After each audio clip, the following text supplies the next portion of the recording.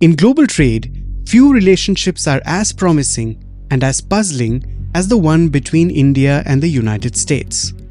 Over $130 billion in trade, a tech alliance that spans semiconductors to satellites, a fast blossoming relationship on weapons and oil, and yet, every few months, a tariff bomb. Donald Trump's latest salvo came just 4 days ago. President Trump just posting about India. He said that while India is our friend, we've done relatively little business with them because their tariffs are far too high and they have high non-monetary trade barriers. He also blasted India for buying military equipment from Russia and buying Russian energy. As a result, President Trump saying India will be paying a tariff of 25% as well as a penalty. On Monday, Donald Trump said that India is not just buying massive amounts of Russian oil, they are then, for much of the oil purchased, selling it on the open market for big profits. He added that he would be subsequently raising the tariff paid by India to the US. From tariff king to tacit Russia fraternizer, Trump's issues with India have been on the same switcheroo mood as his decisions on tariffs themselves. Is this about oil or optics? Is Washington drawing lines or moving goalposts? In this episode, we try to unpack the fluid flip-flop nature of India-US trade relations. Could India have preempted this move? Which sectors are staring down the tariff barrel? And most critically, what's the impact of this move on that elusive, long-promised trade deal between the two countries?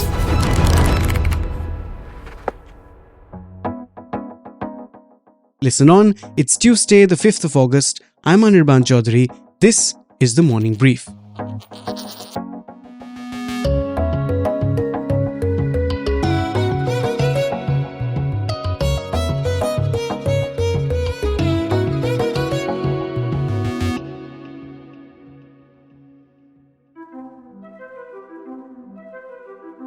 My guest today is Agneshwar Sen, Trade Policy Leader at EY India. Agneshwar is an absolute veteran in global trade, having held senior positions in the World Trade Organization, the Ministry of Commerce and Industry, and the Directorate General of Foreign Trade. I started by asking him how he sees Washington's erratic approach. No, if you look at the statements that have come out of Washington in isolation and in relationship to India, perhaps they look like a whiplash, but otherwise there is some strange consistency in the way, things have been described in relation to trade, for other countries, as for example, with Canada, things were not very polite. Some fairly harsh words were used. So Canada put a charge on some of our companies, and Canada's been a very difficult country to deal with over the years. And we have all the cards. We have every single one. We don't want to do anything bad, but they have, economically, we have such power over Canada. I'd rather not use it, but... And Canada being a much, much, much closer ally than India of the US and for a much longer time. But certainly in terms of what we saw in terms of results, that was a bit of a surprise even for me, because the expectation perhaps was that, we would see the reaction of the kind, which we saw for, say, Mexico, where there was an extension granted. President Trump is announcing that he's extending the tariff deadline for Mexico for another 90 days. Again, the US delegation is expected, the negotiations are continuing. The frustration regarding early agreement not happening despite the US president having announced that something was likely, something good, where they would get a lot of market access in India. I think we're going to have a deal with India, possibly, and that's going to be a different kind of a deal. It's going to be a deal where we're able to go in and compete. Having publicly made those announcements and those not coming up, I think the frustration boiled over. Now, let's look at US's reason this time. Russia. Over decades, India has become dependent on Russian military hardware, from tanks to missiles, and even today, roughly 60 to 70% of India's active defense equipment is of Russian origin. This has affected US-India trade relations at times. For example, in the past, India's decision to buy the Russian S-400 air defense system triggered the possibility of US sanctions, since American law mandates sanctions on significant defense purchases from Russia. Of course, no sanctions came. But then, after Russia's invasion of Ukraine in 2022, India increased its imports of discounted Russian oil, contrary to Western sanctions efforts on Russia. But in all these years, while India's Russia ties have sometimes flown in the face of US intent, the differences have so far been managed pragmatically. So, what happened now? Anirban, you got to look at this Russia issue as a mentioning of Russia in context of India, on the basis of also the relationship between US and Russia, Right. and especially the current administration and Russia. There was a certain friendlier relationship, than what was there earlier. Having said that, there was an expectation that, the US administration would be able to get the Russians to deliver on some of the things that they had announced, largely relating to Ukraine, the ceasefire and so on and so forth. And all of that has been extremely difficult to, achieve. So the discussion there, if you remember, shifted also to taking some sort of action against Russia. But again, with Russia, the Americans have such little trade, so they were talking about taking action on the secondary partners, people who are dealing with Russia, which primarily is India and China. That also was a message across to Russia, that if you don't listen, that we will be taking action against anybody who's dealing with you. That being the case, to say that you're dealing with Russia, of course, if I have Russian equipment, I'm going to deal with Russia. I need those, India has been speaking to Russia, as you know. Yeah. We have been speaking. In fact, to after this, I think India engaged Russia on ensuring uninterrupted supplies of fertilizers and crude oil, and of course also reaffirming its neutrality on the Ukraine. I think even after the tariff, there was some. Exactly. You see, so that relationship isn't on the negotiating table, for anybody to comment on or say, if you do this, I'll not, give you something else. Well, that is not a position that India can accept. Right. And on the other hand, of course, US and Russia are trading Cold War insults, and threats, dead hand and dead economies and all that. So using geopolitical alignment for trade punishment, is that setting a dangerous precedent, and do you think it'll sort of continue? Well, you're asking a very, how to put it, very, very good, important question, but this is also very fundamental. The global trade regime, that I grew up in when I first joined the government in 95, 96. I came to the Ministry of Commerce in 95, 96. That was the time when WTO was coming into being. And when we, saw the WTO come in, the global trade regime was being set up, we were told the only thing that you're going to, determine your terms of trade would primarily revolve around, the tariffs. So the first chapter was, the most favored nation, and those tariffs would apply equally to all the members of the WTO. There will be no differentiation. But everything was very objectively placed. Right. So the question of yours, about politics, politics is something, purely subjective. And that's why to bring in the kind of subjectivity into trade that I will, determine Which is your pure math. tariff rate is very, very, how to put it, dangerous. I feel that, if that becomes the basic norm by which, countries are going to deal with each other, then forget globalization, any kind of trade is going to be so fraught with risk, your insurance cost is going to make the trade unviable. This is one issue. The second one I was looking at is in the case of Brazil, where they are 50%. 50%. And why? Because, the Brazilian Supreme Court is taking action against the former president for whatever reason. The U.S. government has imposed sanctions on Brazilian Supreme Court Justice Alexandre de Moraes, citing human rights abuses and suppression of free speech. Moraes is overseeing the case against former President Jair Bolsonaro, who is accused of plotting to overturn his 2022 election defeat. The internal judicial process of a country is the internal judicial process of the country. And it's a democratic country. The people, I'm sure, in case they feel that the government is doing wrong in the next elections, whatever changes can take place. So for the third country to come in and, say, I'll tariff you at such rate, like all of that is a dangerous precedent. As if Indo-US bilateral relations weren't really complicated to start with. You see, the surge in commerce between the two countries over the years has been driven by growth in both goods and services trade, with India generally enjoying a trade surplus, which is now a sore point with the US, of course. The relationship has been marked by persistent disputes over market access and tariffs, alongside new agreements and strategic cooperation. Now, the two countries haven't ever had a free trade agreement, but instead, they have relied on forums like the US-India Trade Policy Forum, on the margins of which some trade agreements have been reached in the past, allowing mutual greater market access. But again, in Trump's previous regime, one notable development was the termination of India's eligibility for the US Generalized System of Preferences or GSP in June 2019. The US revoked India's GSP benefits, which had allowed about $6 billion of Indian goods like chemicals, auto parts and tableware to enter the US duty-free. This was done on the grounds that India was not providing equitable and reasonable access to its market. Then again, India notably joined the US-led Indo-Pacific Economic Panel (IPEF), but it stayed out of its trade pillar.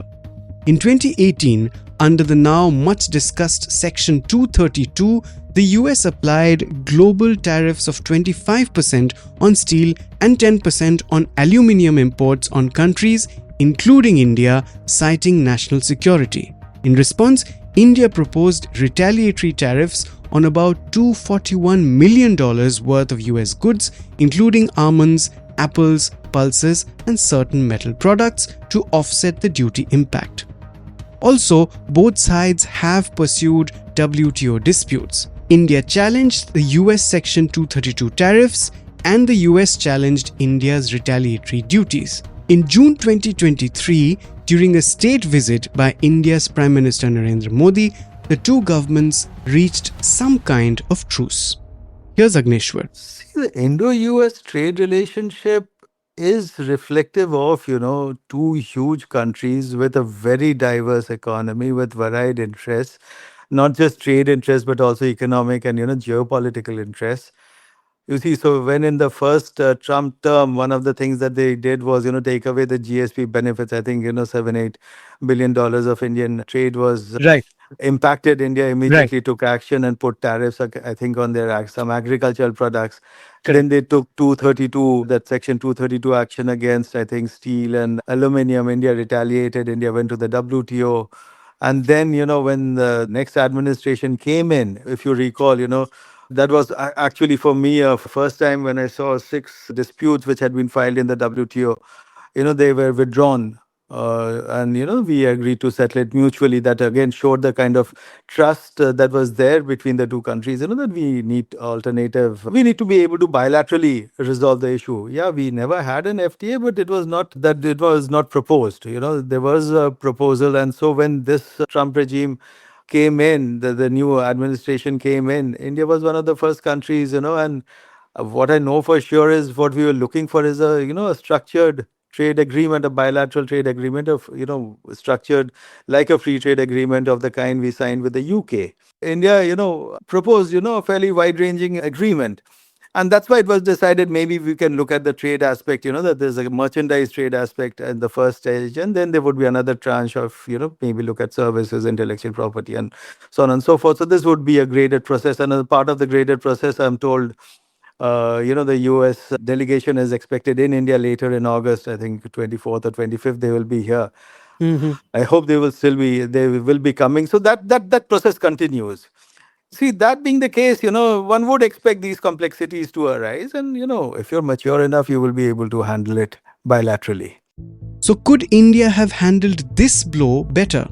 Maybe through forums like IPEF, which I just mentioned, or Quadrilateral Security Dialogue, a strategic forum between Australia, India, Japan, and the US, which focuses on cooperation in the Indo-Pacific region, aiming to promote a free, open, and inclusive region. No, I don't think, any other, going through the Quad, which is largely a security-related agreement, and we are still discussing IPF, but IPF doesn't look at market access. You see, so those kind of forums, won't have really mattered. Going through them are really, I don't know, whether this would have even fitted into the agenda or the scheme of things, or the scope of work that these forums are designed to handle.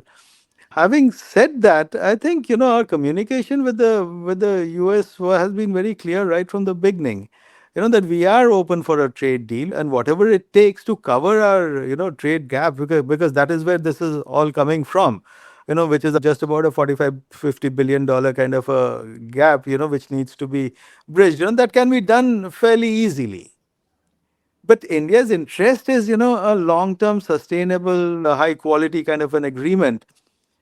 Which is what it is still aiming for. So I'm still quite hopeful, that things will fall in place. But before they do, the tariffs are here, and some sectors will be impacted. In 2024, leading Indian export categories to America were gems and jewelry, worth $8.5 billion, generic pharmaceuticals, worth $8 billion, and petrochemicals, worth $4 billion. Other significant export items are refined petroleum fuels, polished diamonds, organic chemicals, ready-made garments, and seafood such as frozen shrimp. What happens to them? See, in India's case, right now, for example, pharmaceuticals, there is no duty on them. But it is not because they have been exempt, but because they are being investigated under 232. And as he has said, the things will go all the way up to, could go all the way up to 200% on pharmaceuticals. Similarly, on semiconductors, so the phones which are being exported from India, which is one of our biggest export products now, that gets covered. So those are duty-free for the time being. Again, gems and jewelry, another big ticket item from India for exports. While you can take a look at that and say apparel and garments and apparel, which is the other big ticket item that in India we are exporting. These are both highly labor intensive, so they're very critical for India in terms of employment generation and so on and so forth. But if I look at both of them, in case of gems and jewelry, I can't really see, given the nature of the skill that is required to produce these exportable goods, and that's not easily replaceable. Whereas in the case of garments, you're looking at, countries like, say, Vietnam, Bangladesh, who have a lower duty, where they would be able to take some of our market share, given the duty differential. So there it becomes critical, for India to, again, get back and, strike a deal which will reduce the applied tariffs there. So what we export to US, so out of those, the MSME ones are the ones which are actually worrying the government, simply because of the employment angle to it. Do you think services are still immune? Do IT firms have anything to be worried about? Again, very good question. But the point is, so far, there has been no discussion in this entire episode, about services. Because the moment you get services in, this whole thing about a trade deficit, goes on the other side, it turns on its head. Most countries would have a negative balance of trade. So US would have to pay everybody in case they want to bring that into the equation. So one will have to take a look at it, So I can well understand why there has been no discussion at all about services. So one of the issues that you can talk about is, about letting the service providers in. That's where the H-1B and the immigration issues come in. And that is already there on the agenda in some way. Right. Now, there is, like Agneshwar said, an imminent India-US trade deal, a proposed limited agreement aiming to resolve long-standing tariff disputes, improve market access for agricultural goods, medical devices and IT services, and restore India's GSP benefits. I asked Agneshwar what can still make it happen. See, first thing I would say is there's an urgency. If you look at the agreements that we have, if we even have a sketch in our minds as to, what is it that we can offer in terms of, say, investment, in terms of, say, a promised purchase of American oil. We do have an idea, how our oil consumption is growing. To look at some very in concrete terms, what our defense requirements are. Yesterday or day before, I was reading in the papers that the government has at last decided, to phase out our MiG-21s. Now, is there a replacement aircraft in the US which could be considered? You see, these are the ones which are normally they're looking at investment, and again, in India's case, I know several of our, say, drug manufacturers, pharmaceutical manufacturers, they are looking to reshore onto the, onto US at least some of their products. And this is something critical. As you know, the US president has also issued that executive order, asking drug companies to reduce their prices, and offer the least price that they're offering in any developed country. The pharmaceutical pricing is important for them. And our generics is actually saving them a huge lot of money. So we can build, a offer around it, which could include, some manufacturing there and whatever else, whatever we are sending from India, one will have to really take a look at the sector itself in some detail. But one can build a package around that.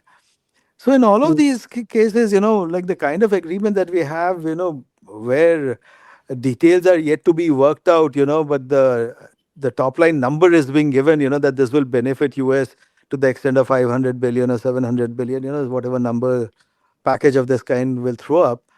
If that can be put together, and discussed with the US president, maybe we'll be able to get over this thing about 25% duty starting to apply immediately. But there's a fundamental conflict that needs to be sort of sorted before, if the deal is to be successful. Now, I mean, when US calls India tariff king, India's argument is that it is within the bounds of the WTO rules. And WTO is something that Trump does not like at all. His idea of global trade is beyond and outside of the WTO. That won't change by November, right? That is unlikely to change. I can't see, the US suddenly adhering to its commitments in the WTO. This whole concept of reciprocal tariffs is, so alien Or to India WTO, budging. or India budging for that matter. And you don't have to read far. The first moment you will look at, the Article 1 of the GATT agreement, you will find 10 problems with what the US is doing right now. But what we are looking at is not really a trade agreement, which is a legally binding agreement with, strong commitment structures, dispute resolution, and so on and so forth. But what we are looking at is a deal, which will help the US economy bridge over the trade deficit, the trade gap that we have, the deficit that we have. But for the time being, to immediately, at least neutralize whatever arbitrage, which is going to be caused by this tariff differential between countries, one has to react quickly, and see that is sorted out. From 25, even if we come down to 17, 18, 19%, that is going to make a huge difference, I think. Finally, Agneshwar said that in the long term, we have to rejig our trading relations and priorities. So, falling from the situation we are now, but it actually comes in from the COVID experience. One is we have to diversify our exports. The government is fully aware of this, and diversification of exports, looking for new markets, small markets, put together, they could perhaps meet up the same size. You don't have one. It's difficult to find, one market of the size of US in one place. But that does not mean, that we cannot look at smaller markets and, deal with them together as a region or an area. For example, in Africa, walk into these markets, you have to give them bilateral benefits. For example, again, for a lot of least developed countries, India has given a quota-free, tariff-free access to the Indian market. Similarly, our conversation with Canada, which was stalled for political reasons, which are now getting reset. We should start looking at that FTA, to have these free trade agreements with places where we can sell goods. So one has to take a look at it in this way, and one has to take a look at it in a way that you are, how to put it, manufacturing for the world, and it has to be in a symbiotic fashion.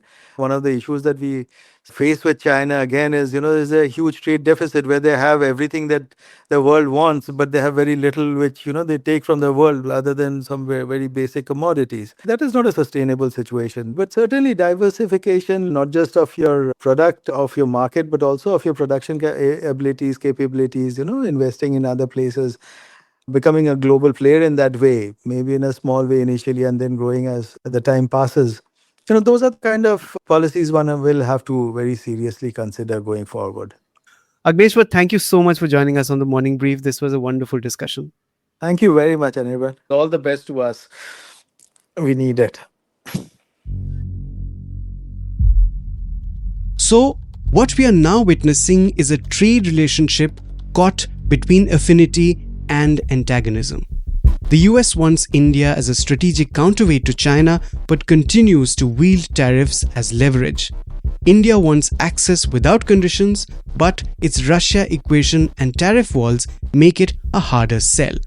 There seems to be a trust deficit, and trust deficits are harder to fix than fiscal ones. For India, the path ahead may mean recalibrating both its rhetoric and its risk buffers. For the US, it's about choosing whether India is a transactional partner or a long-term ally. That's it for today. You were listening to this episode on The Morning Brief. It was produced by me, sound designed by Amrit Reggie. A new episode of TMB drops every Tuesday, Thursday and Friday wherever you get your podcasts. Also tune in to our latest show, Corner Office Conversation, where ET's best minds speak to the most interesting business leaders in India and the world every alternate Monday. Keep listening. Have a good rest of the week. All external clips used in this episode belong to their owners. Credits are mentioned in the description.